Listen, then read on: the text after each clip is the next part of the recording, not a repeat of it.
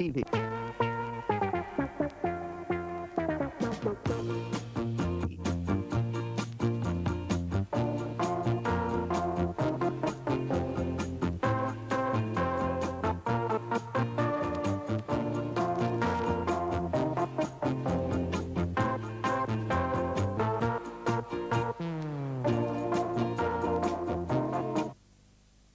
The mouse sat on the mat. No. Okay. The dog sat on the mat. No. I know. The cat sat on the mat. Yes.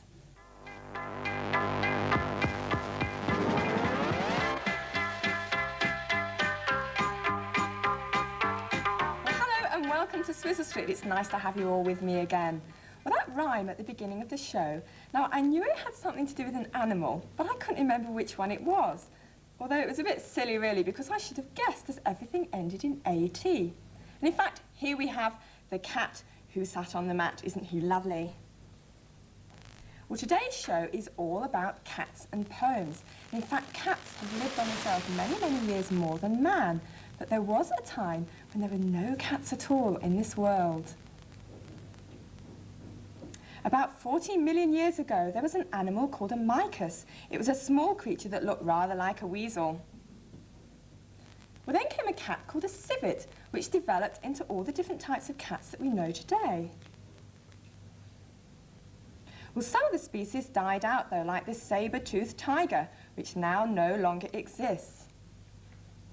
But the domestic cat that we know today came from a very fierce species of wild cat. Although I do wonder how that happened, though, because you can't just tame a wild cat because they're very, very fierce. Well, we don't know exactly when or how cats and people became friends, but we do know that the Egyptians had them as pets more than 4,000 years ago. In those days, the Egyptians grew a lot of grain, and much of this was eaten by rats and mice, so they were very glad to have the cats around to kill the pests. Now, the cats weren't only useful to the Egyptians for killing the pests, they were also considered to be very, very sacred by them. Now, we know this because they mummified the bodies of the cats, which meant that they wrapped them in special bandages to preserve them when they died. Well, although all the different species of the cat's family look quite different, they do have a lot of characteristics that are common to all of them. They all have sharp teeth for eating meat and soft pads on their feet to help them run quietly. And although they have sharp claws for climbing trees, they can't be seen all the time because they're hidden under their skin until the cat needs them. And all cats have 4 toes on their back feet and 5 toes on their front feet. Well, I've got 2 cats in the studio with me today, together with their owners, Siobhan and Fiona. How long have you had your cats for? A year. A year. So did you buy them from a pet shop? No. Where did you get them from? A rubbish dump. A rubbish dump? How on earth did you get them from a rubbish dump? What happened? Someone dumped them. People, maybe the cat had them in there. Were they really, really tiny? Yes, they were very small. So what did you have to do to look after them? Our friends had found them. Yeah. So what was the first things that you had to do though? They must have been quite poorly. Yeah. And how did you feed them? Did you use a little dropper with milk? They weren't that small when we Weren't fed. they? They weren't that small. Well, they were about a week old, Yeah. so they could just drink milk out of. They were drinking milk out of a saucer. Oh, right. I don't know if you can see this little one down here. Don't move him. He's so frightened of the camera that he's hiding. He's really camera shy. And this one in here, what's his name? Lily. Lily. Oh, she. Yes. She's a lily, and is this a Tiger. a tiger? Can we see Lily? Oh, you're being very, very quiet in there. Sitting there extremely quietly. What are their favourite games? Do they have games that they play? Attacking running. each other. Attacking each other. Do they attack you as well? No, but the tiger likes to play with the tree. The tree. The that jumps tree. up and.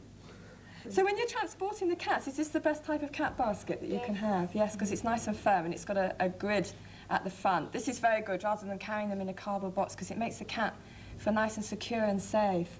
Well, thank you very much for bringing your cats into the studio. We had a bit of a fight with them first of all. They kept disappearing everywhere, but we've managed to contain them just for a few minutes. Thank you, pussycats, for being so good, I think. We ought to give them a little round of applause. Well, Siobhan is now going to read us a poem all about cats. Would you like to do it sitting down there if I give you the book? There we are. Cats sleep anywhere, any table, any chair, top of piano, window ledge, in the middle, on the edge, open drawer, empty shoe. Anybody's lap will do, fitted in a cardboard box. In the cupboard with your frocks, anywhere. They don't care.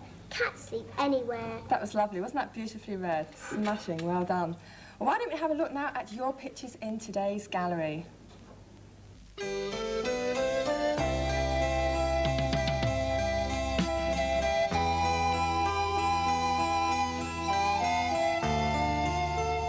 And the first picture in today's gallery is of a beautiful happy king with a big round face and an enormous smile. And that's by Raymond Chan, who's age 9. Raymond, that's one of the nicest crayon pictures I think I've seen here. It's beautiful. Well done. And here we have a supersonic space shuttle that's going flying through the sky. That's a really lovely picture there from Jonathan Diper, who's aged 9 3/4. You must have taken a lot of time over that, Jonathan. Well done. And here we have the Lakshmi Owl collection. She sent me in 4 pictures, and the first one is called Mummy is Getting Married, and Lakshmi is aged 5. Another picture from her where she says, "I love you, Tracy, thank you very much." That's because she came on the show the other week, if you remember, we played tic-tac-toe. And that's another beautiful picture there. Well done. And here we have the cat that I had on my show a few weeks ago. Do you remember my birthday cat? And Lakshmi's written, "Happy birthday." Later on in the show, we're going to be naming that cat, so don't forget to listen in. And finally, we have a beautiful princess and 2 other people standing in a picture. There's some lovely colours there. And that again is by Lakshmi, who's aged 5.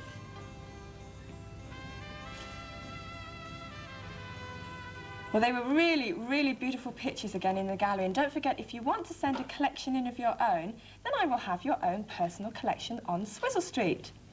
Well, now going back to cats, some people get very confused between leopards and tigers. Now, let me tell you, leopards have got spots. And here's a snow leopard who's climbed a tree to relax in. He's slightly more furry and pale than an ordinary leopard. Well, tigers have got stripes on their bodies, and today's story is all about a tiger who came for tea. Once there was a little girl called Sophie, and she was having tea with her mum in the kitchen. Well, suddenly there was a ring at the door. Sophie's mummy said, "I wonder who that can be. Oh, it can't be the milkman because he came this morning. And it can't be the boy from the grocer because this isn't the day that he comes. Oh, and it can't be your dad because he's got his key. I think we better open the door and see who it is." Well, Sophie opened the door and there was a big, furry, stripy tiger.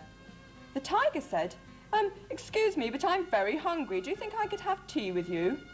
Sophie's mum said, "Well, of course, I think you better come in." So the tiger came into the kitchen and he sat down at the table. Sophie's mum said, "Would you like a sandwich?" But the tiger didn't just take one sandwich, he took all the sandwiches on the plate and swallowed them in one big mouthful. And he still looked hungry, so Sophie passed him the buns. But again, the tiger didn't eat just one bun, he ate all the buns on the dish. Then he ate all the biscuits and the cake until there was nothing left to eat on the table. So Sophie's mum said, "Would you like a drink?"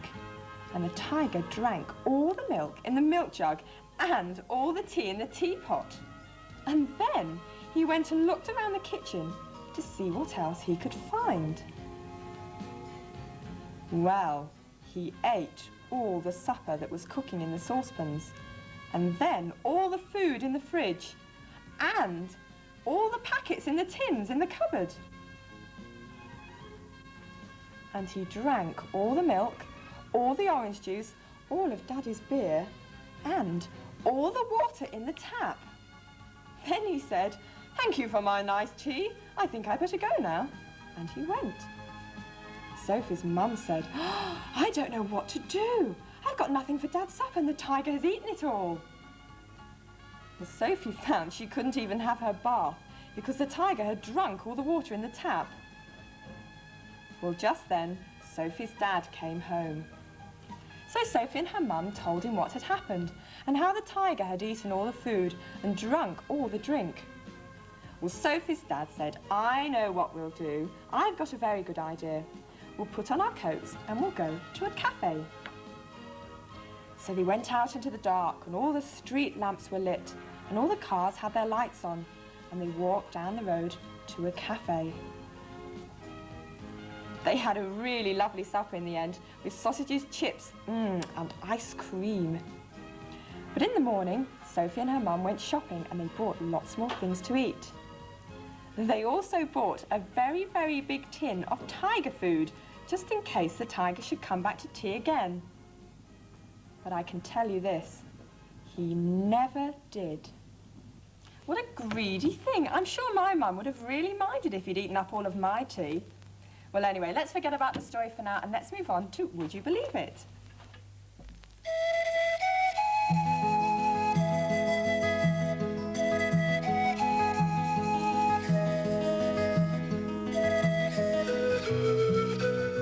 Well, last week on Would You Believe It, I showed you how you could write in code. Let's have a look and see how you did it. You have to write out all the letters of the alphabet and then write the numbers from 1 to 26 below each letter. Well, I asked you if you could work out the secret code numbers for Swizzle Street. You had to just reverse the process back to front. Let's have a look and see how you got on.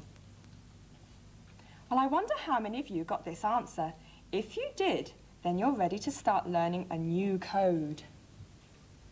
Well, the next code is a little bit more complicated, but it's great fun when you learn how to do it, so concentrate hard and have a look. Each letter of the alphabet has been put in a grid. A, B, C, D, E, F, G, H, I are in a square grid, and J, K, L, M are in a crossed grid. Then you do the same for N, O, P, Q, R, S, and T, and Y, W, X, Y, and Z. Well, the idea of this code is that you simply draw the part of the grid that the letters are in, instead of writing the letter. So A becomes half a square shape, and B becomes a sort of U shape, and J becomes a V shape, and L becomes an upside-down V shape. Well, this works the same way for the rest of the alphabet, but to avoid confusion, a dot is put in the middle of the shape. So, N is the same shape as the A, but with a dot in, and so on. Well, why don't you try drawing a grid at home and seeing if you can work out some different sentences? And I know, once again, why don't you see if you can work out what Swizzle Street is in code? Let's have a look because I've just started you off. There we have the beginning of Swizzle Street. Well, before we move on to the break, let's have a listen to Siobhan reciting her poem that she's using for a speech and drama competition. The Wiggly Gigglies by Stacey Crossan and Natalie Koval. I've got the wiggly wiggles today. My teacher says she'll have to find a stop-me-wiggle pill. I've got the giggly giggles, I couldn't tell you why, but if Mary hiccups one more time, I'll giggle till I cry. I've got to stamp my wiggles out and hold my giggles in, because wiggling makes me giggle, and gigglers never win. Lovely. Well done. Well, if you didn't catch last week's competition details, then get some paper for more information in part 2 of Swizzle Street. Well, do you remember my birthday cat? Well, I found him a name at last, so stay with us to find out what it is. Well, here he is, and he's still as disobedient as ever. Well, I actually had a lot of suggestions from you all, but I think my favourite name was Cuddles, and that was sent to my Edward Halstead, who's age 7. So, Cuddles, are you going to answer to your new name? Let's turn you on and see if you do. There's your switch. Hello, oh, now you can say it. Let's try again. Cuddles! Hello, Cuddles! Hello, Cuddles! Cuddles! As you can see, he is still as disobedient as ever. Are you going to go to sleep now? Right, back to sleep. There we are. I still love him just as much, though, even though he's totally disobedient. Well, I wonder if any of you have ever heard of limericks. Now, limericks are a certain type of poem. Let's have a look and see the limerick about a cat. There once was a very old cat who was tatty and terribly fat. He liked to eat fish with his paws, not a dish, and he wondered why people said scat. Well, if you can write a poem about the lovely cat in that picture, he really was super, wasn't he? Then I will give a book prize to the best poem. And if you can write a limerick, then that's even better. So let's have a look now, and I'll show you how you can write your very own limerick. Well, the first two lines of a limerick rhyme together, and they're very long lines.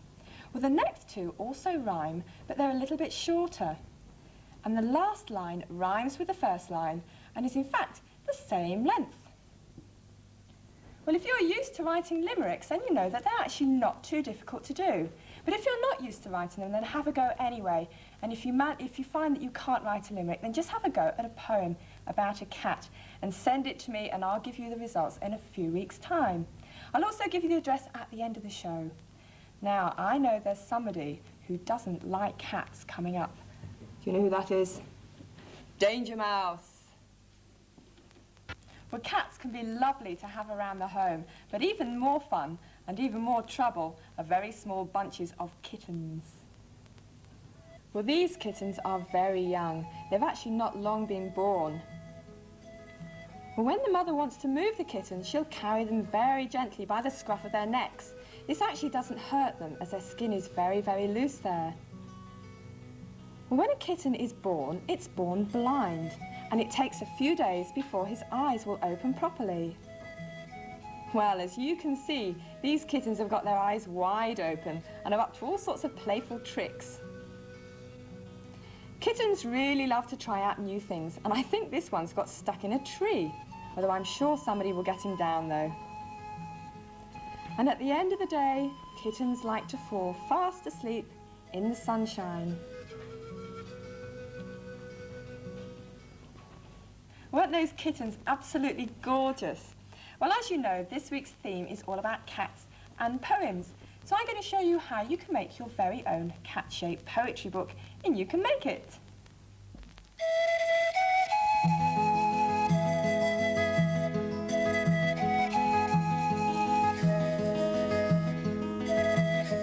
Well, this is the cat-shaped poetry book that we're going to be making, and it's just some card with paper inside that I've attached, and I'll show you now how you can make it.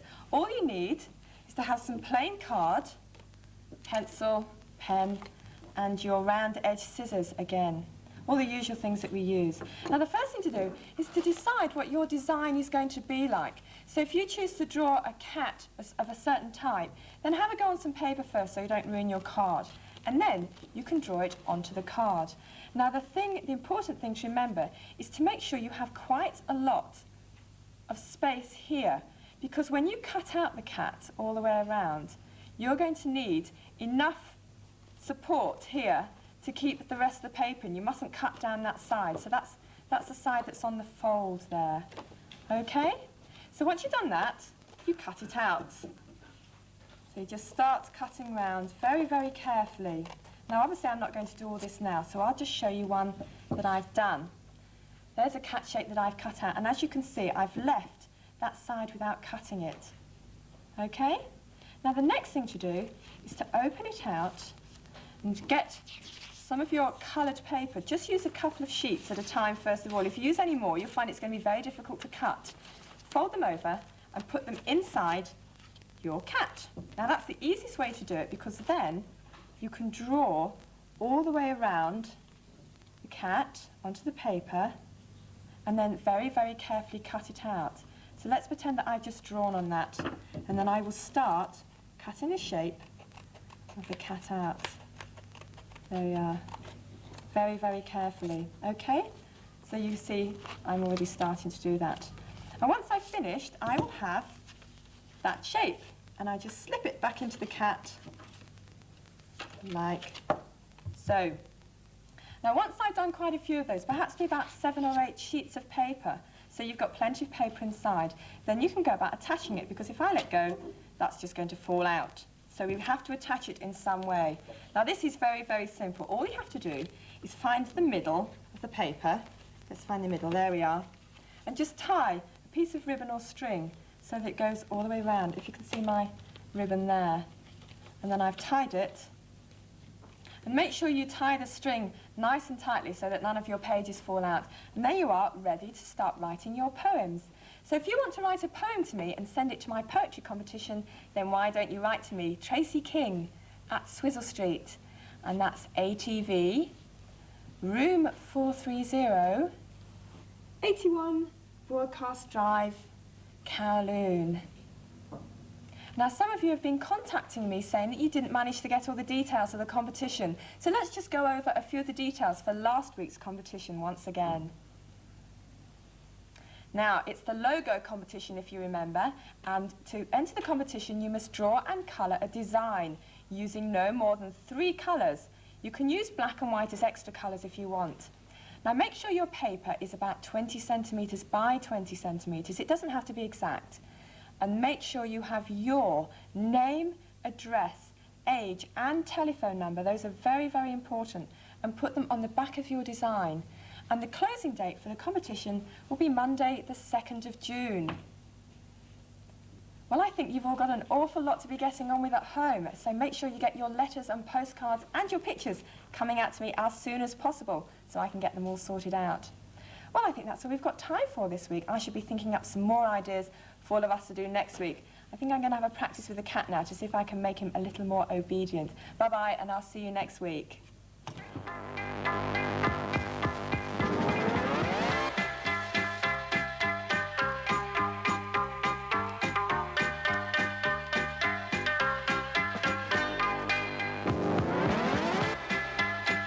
Stay tuned for the Flintstones, coming next here on ATV, followed by Crazy Cat.